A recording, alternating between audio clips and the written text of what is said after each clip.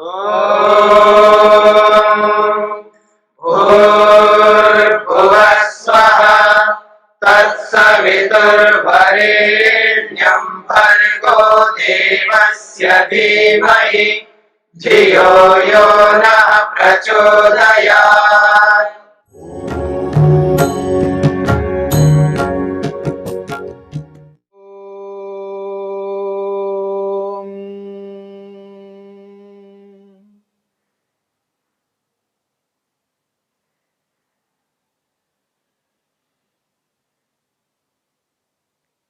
सत्व पुरुष अन्यता ख्याति। सत्व अर्थात मन, पुरुष आत्मा, अन्यता भिन्नता, ख्याति ज्ञान। मन को, आत्मा को अलग अलग जानना, यह है सत्व पुरुष अन्यता ख्याति। योगाभ्यासी, अध्यात्म मार्ग में चलने वाला व्यक्ति मन का निरंतर अध्ययन करता हुआ इस निष्कर्ष पर पहुंचता है, मन अलग है और मैं स्वयं आत्मा अलग हूं, और दोनों की जो भिन्नता है वो विलक्षण है। एक परिणामी है और एक अपरिणामी है।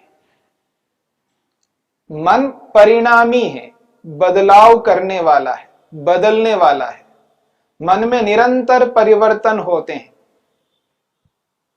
और आत्मा एक ऐसा पदार्थ है जिसमें कोई परिणाम नहीं होता, यानी कोई बदलाव नहीं होता, वो एक समान रहता है।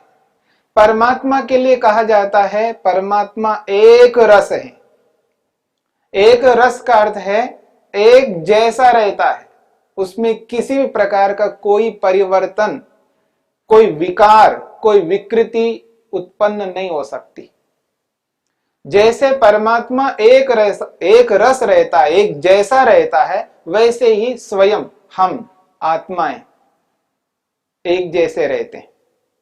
आत्मा में भी कोई परिवर्तन नहीं हो सकता। वो आत्मा एक रस रहता है, एक जैसा रहता है। तो अपरिणामी आत्मा है और परिणामी मन है। ये दोनों में भिन्नता है, पृथकत्व है। इसका विवेक, इसका बोध, इसका ज्ञान जब आत्मा को होता है तो आत्मा को दुख नहीं हो सकता। जो व्यक्ति आज दुखी हो रहा है, संतप्त है, क्लेशित है, वो आत्मस्वरूप को न जानने के कारण से, मन के स्वरूप को न जानने के कारण से ऐसा होता है। इसलिए हमने विचार किया आत्मा अपरिणामी है। और दूसरी बात आई है आत्मा के लिए अप्रतिसंक्रमा। प्रतिसंक्रमा और अप्रतिसंक्रमा। मन प्रतिसंक्रमा है और आत्मा अप्रतिसंक्रमा है। प्रतिसंक्रमा का अर्थ है मिल जाना, संयुक्त हो जाना, जुड़ जाना।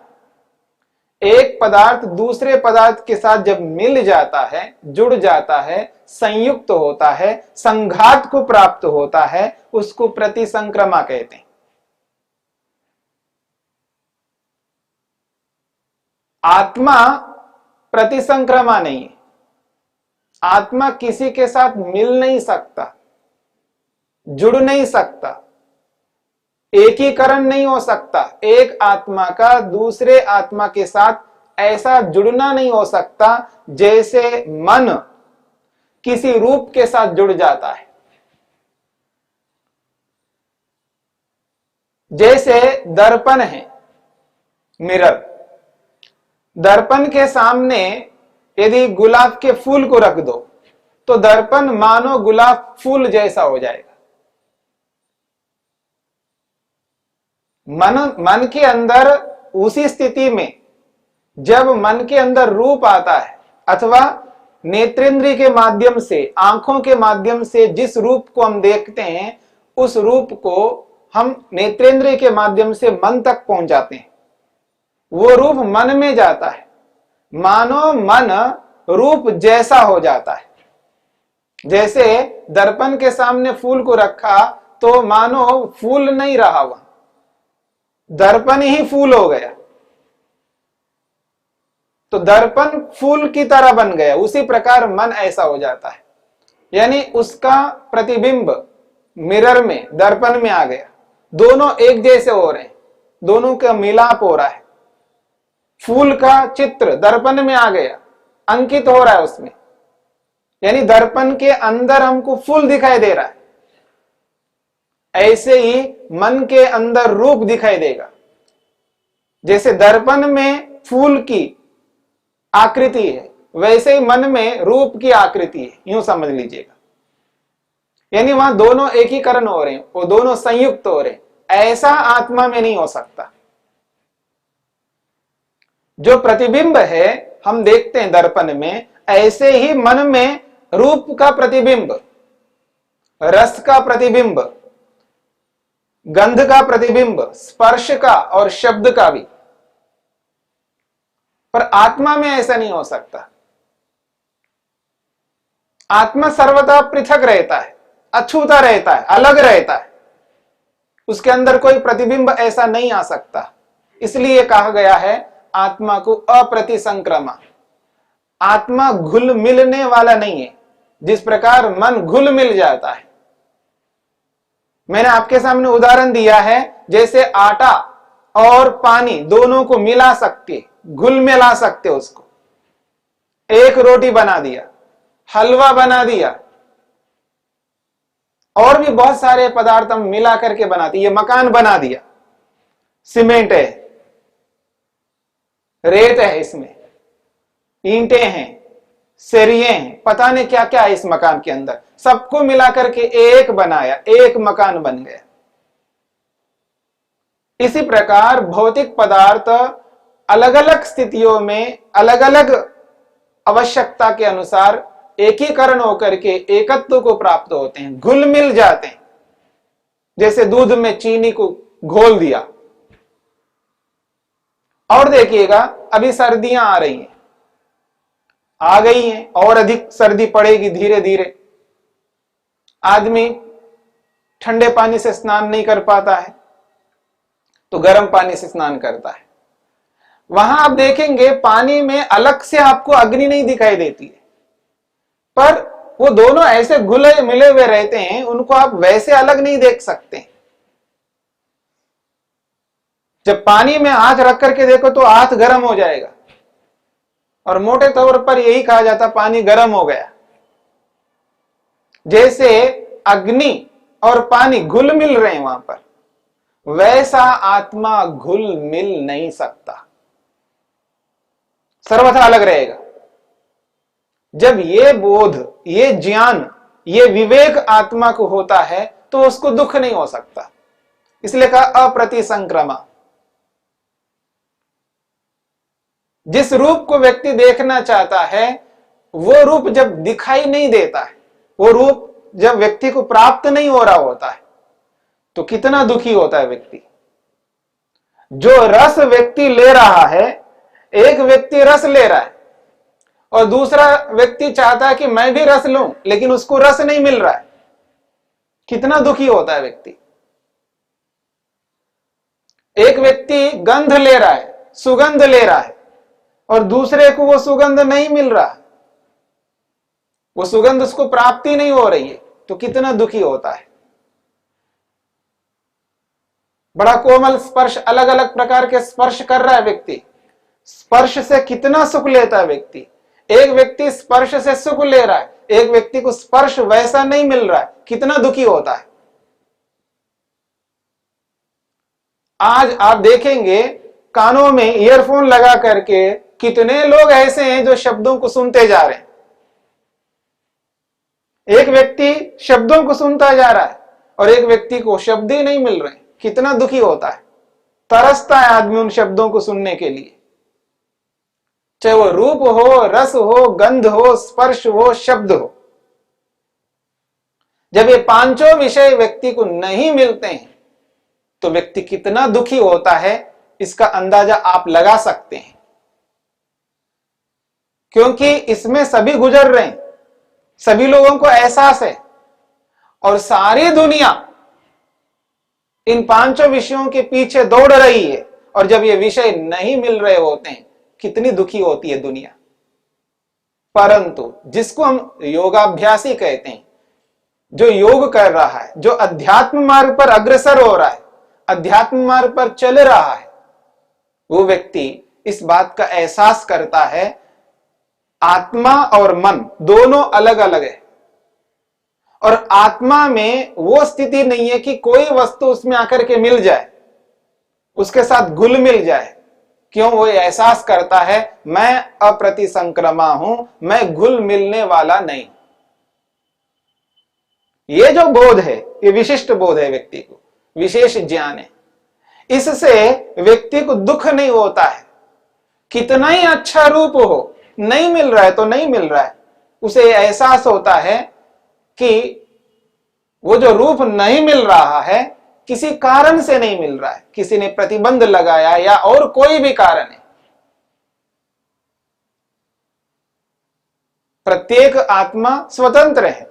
अपनी स्वतंत्रता से कोई उस रूप को रोक सकता है और दिखा सकता है मेरे को। जिस रूप को मैं देखना चाहता हूं, उस रूप को रोकने वाला कोई है, और जो रोकने वाला वो स्वतंत्र है। अपनी स्वतंत्रता से उस रूप को वो रोक सकता है या दिखा सकता है। जब इसका एहसास होता है व्यक्ति को, इसका बोध होता है, वो निश्चिंत रहता है, उसको दुख नहीं होता है। उसको ये बोध रहता है मिल जाए तो देख लूंगा, नहीं मिले तो कोई बात नहीं। ये जो एहसास है, ये उत्कृष्ट एहसास है, ये व्यक्ति को करना ही पड़ेगा। आज नहीं तो कल, कल नहीं तो परसों, कभी ना कभी इस स्थिति में प्रत्येक व्यक्ति को पहुंचना पड़ेगा। और जो व्यक्ति नहीं पहुंचेगा वो दुखी रहेगा, अशांत रहेगा, अतृप्त रहेगा, असंतुष्ट रहेगा, भयभीत रहेगा और अपने आप को कोसता रहेगा। ये एक वैसा एहसास है जो व्यक्ति योग में ही कर सकता है। योगाभ्यास को अपना करके ही कर सकता है।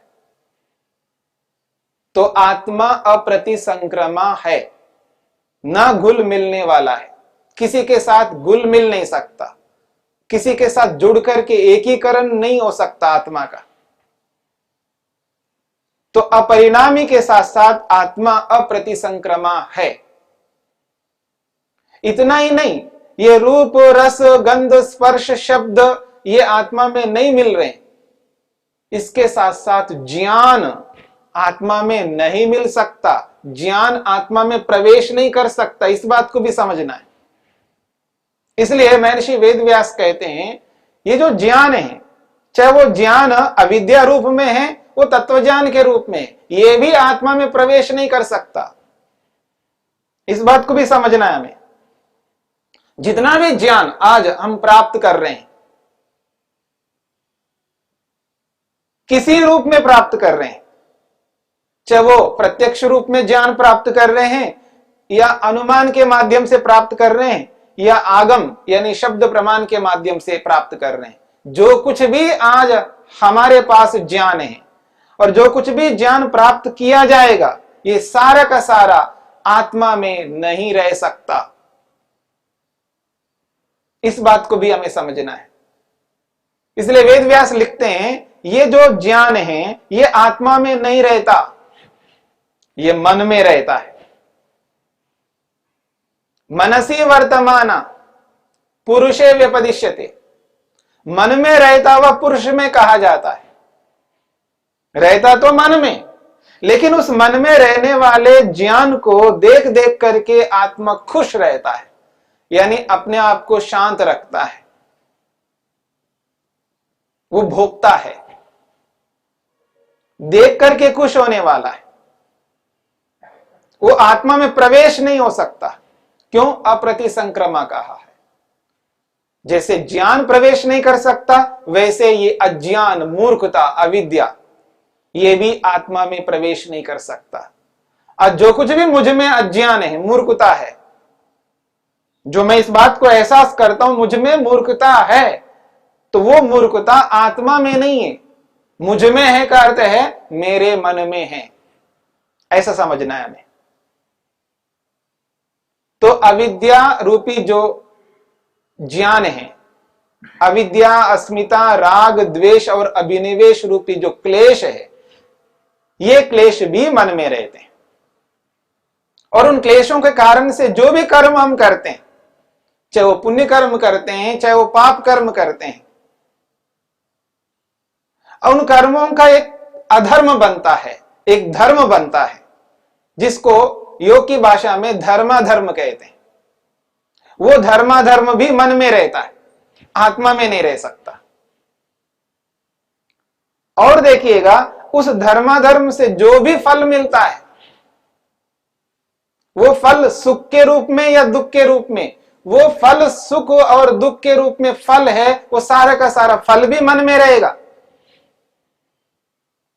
इस बात को भी समझ लीजिएगा। जिस सुख के लिए हम मेहनत कर रहे हैं, पुरुषार्थ कर रहे हैं, जिस सुख को पाने के लिए हम मेहनत करते हैं, जितना भी सांसारिक सुख हम लेना चाहते हैं, और उठने से लेकर के रात्रि में जब तक हम निद्रा में नहीं जाते हैं, तब तक हम जो उद्यम कर रहे हैं, मेहनत कर रहे हैं, वो सारा का सारा मेहनत उसी सुख के लिए है। और वो जो सारा सुख जो हमको मिलेगा, वो जितना भी मिलेगा, वो सारा का सारा मन में रहेगा, आत्मा में प्रवेश नहीं कर सकता।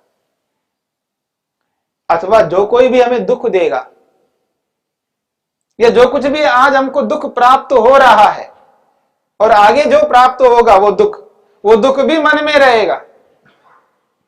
इसलिए वो कहता है कि सुख दुख रूपी जो फल है वो भी मन में रहता है, आत्मा में नहीं रह सकता। क्यों? अप्रतिसंक्रमा है। वो सुख और दुख आत्मा में घुल मिल नहीं सकता, अथवा आत्मा उस सुख दुख में घुल मिल नहीं सकता। और जिन कर्मों को करते हुए, जिस अविद्या के कारण से हम जो कुछ भी किया या कर रहे हैं, उससे संस्कार भी पड़ रहे हैं, जिसको योग की भाषा में वासना कहते हैं। और जितनी भी वासना है आज हमारे में, वो सारी की सारी वासना मन में, आत्मा में नहीं। तो वासना भी मन में, फल भी मन में, धर्माधर्म रूपी जो कर्म है वो भी मन में, और अविद्या भी मन में, सब कुछ मन में। मनसी वर्तमान, मन में ही रहता हुआ वो पुरुषे व्यपदिश्यते, पुरुष में कही जाती है। क्योंकि मन में आने वाले उन सभी स्थितियों को दूर से ही वो एहसास करता है, दूर से ही अनुभव करता है। जैसे आप मुझे देख रहे हैं, मैं आपको देख रहा हूं, दूर से देख रहा हूं, आप दूर से देख रहे हैं, और दूर से ही हम देख देख करके खुश होते हैं। याद रखना, मेरी सारी क्रियाओं को देख करके आपको या तो सुख मिलेगा या दुख मिलेगा, यानी आपको अच्छा लगेगा या बुरा लगेगा। जो कुछ भी मैं करूं उससे आपको अच्छा लग सकता है या बुरा लग सकता है। मेरी प्रत्येक चेष्टा आपको सुखदायी हो सकती है और दुखदायी हो सकती है। और मैं दूर हूं, और दूर से ही मेरे को आप देखेंगे। आप मुझ में प्रवेश नहीं कर सकते, मैं आप में प्रवेश नहीं कर सकता। जैसे हम ऐसा करते हैं, ठीक उसी प्रकार मन और आत्मा दोनों भी उसी स्थिति में है। जो कुछ भी मन में है वो आत्मा दूर से देखने लगता है। इसकी चर्चा हम आगे करेंगे। आत्मा की एक और विशेषता को लेकर के चर्चा करेंगे, जिसको कहा दर्शित विषया। आत्मा दर्शित विषया है, इसकी चर्चा हम आगे करेंगे। तो दो बातें हमने समझने का प्रयत्न किया, एक अपरिणामी आत्मा और मन परिणामी है। बदलाव को प्राप्त होने वाला मन है, अबदलाव को प्राप्त होने वाला आत्मा है। यानी न बदलने वाला आत्मा और बदलने वाला मन। प्रतिसंक्रमा मन है और अप्रतिसंक्रमा आत्मा है। घुल मिलने वाला मन है और न घुल मिलने वाला आत्मा है। इन दो स्थितियों को समझ लेंगे तो बहुत सारे दुखों से हम बचेंगे। और यदि अधिक समझना चाहते हैं तो और दुखों से भी हम बचेंगे।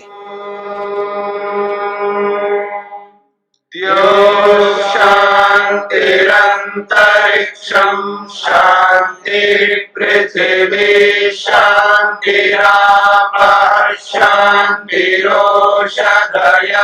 शान्तिः वनस्पतयः शान्तिर्विश्वे देवाः शान्तिर्ब्रह्म शान्ति सर्वं शान्ति शान्तिरेव शान्ति क्षमा शान्तिरेधि ॐ शान्ति शान्ति शान्तिः